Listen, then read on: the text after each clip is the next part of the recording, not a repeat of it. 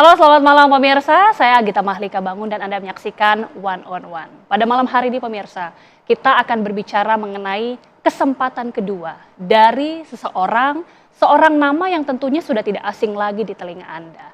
Umar Patek, yang kini pemirsa kita ketahui bahkan sebelumnya namanya sempat menjadi sorotan dunia internasional.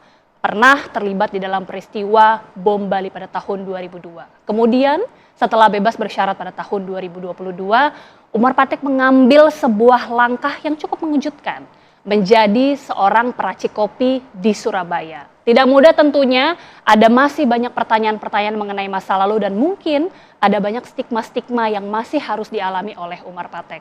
Pada malam hari ini kita akan berbincang langsung bersama dengan Umar Patek yang sudah hadir di studio. Langsung saja, selamat malam Bang Umar, apa kabar?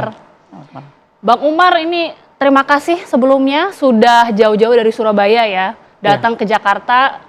Keluarga saat ini domisili juga tinggal di Surabaya semua ya Bang? Iya, semua di sana. Oke, termasuk juga kegiatan yang saat ini cukup mengejutkan menjadi peracik kopi.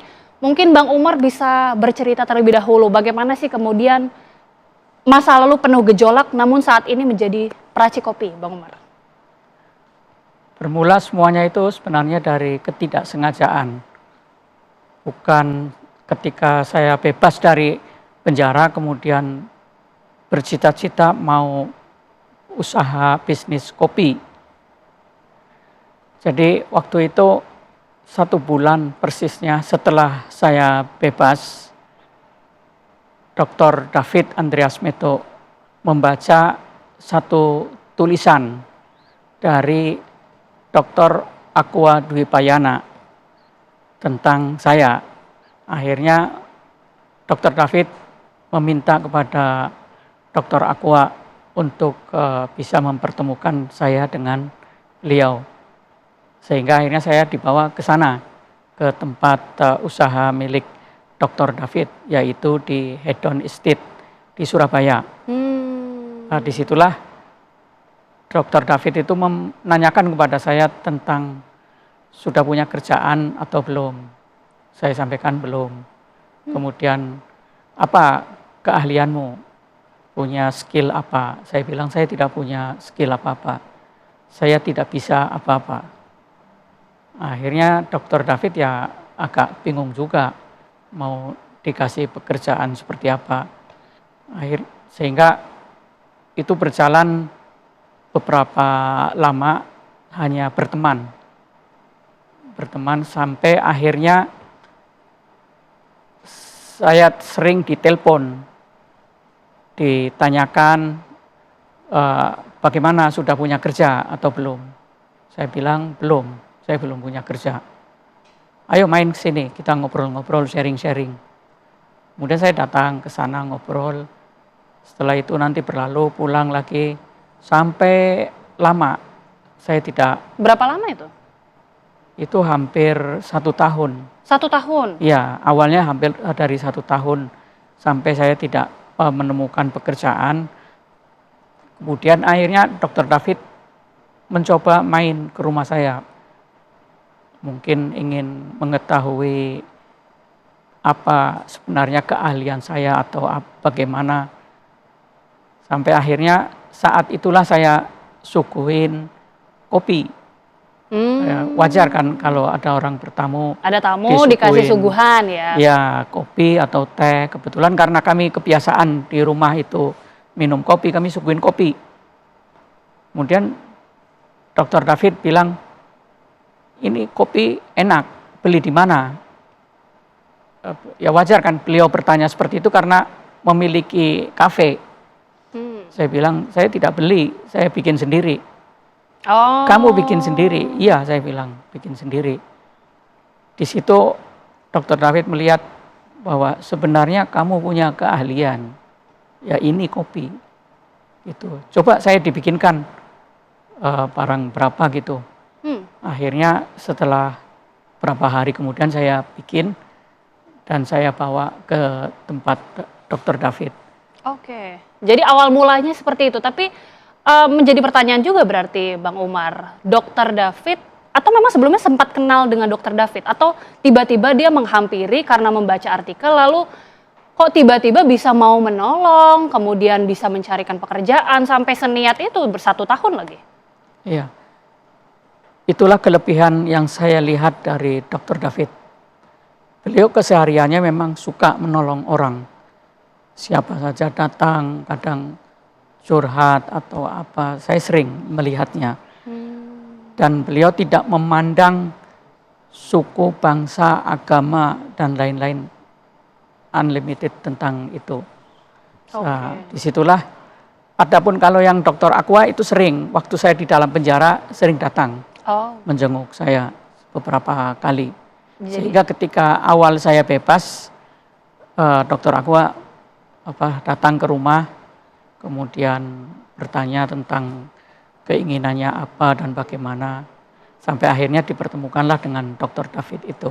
Oke, jadi Dr. David ini sosok yang tidak sengaja yang dibilang Bang Umar tadi ya, dipertemukan, semesta mempertemukan Bang Umar dengan Dr. David, bahkan kemudian sampai diajak untuk berbisnis bersama ya. Bang Umar berarti sebagai peracik, tapi apa yang kemudian memutuskan dari hati nurani Bang Umar sendiri? Akhirnya ia mau menjadi peracik, mau terjun di dalam bisnis ini, apa kemudian Jadi, tolak ukurnya? Itu bukan berbisnis bersama, tidak ada. Kami punya agreement, kesepakatan membangun sebuah bisnis kopi, itu tidak ada sama sekali. Nah, ketika saya bikinkan kopi, kemudian Dr. David ini melakukan blind test kepada teman-temannya. Ada sekitar 7 orang. Tanpa sepengetahuan saya juga, saya tidak ada di situ. 7 orang disuguhin kopi yang saya bikin itu.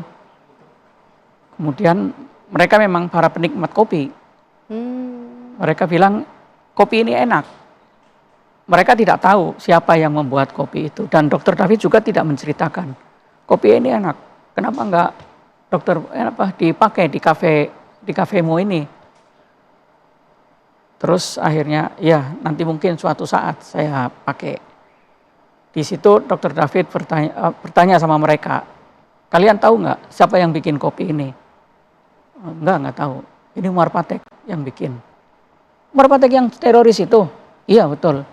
Pada terkejut ya? Iya terkejut karena ternyata punya kemampuan membuat kopi.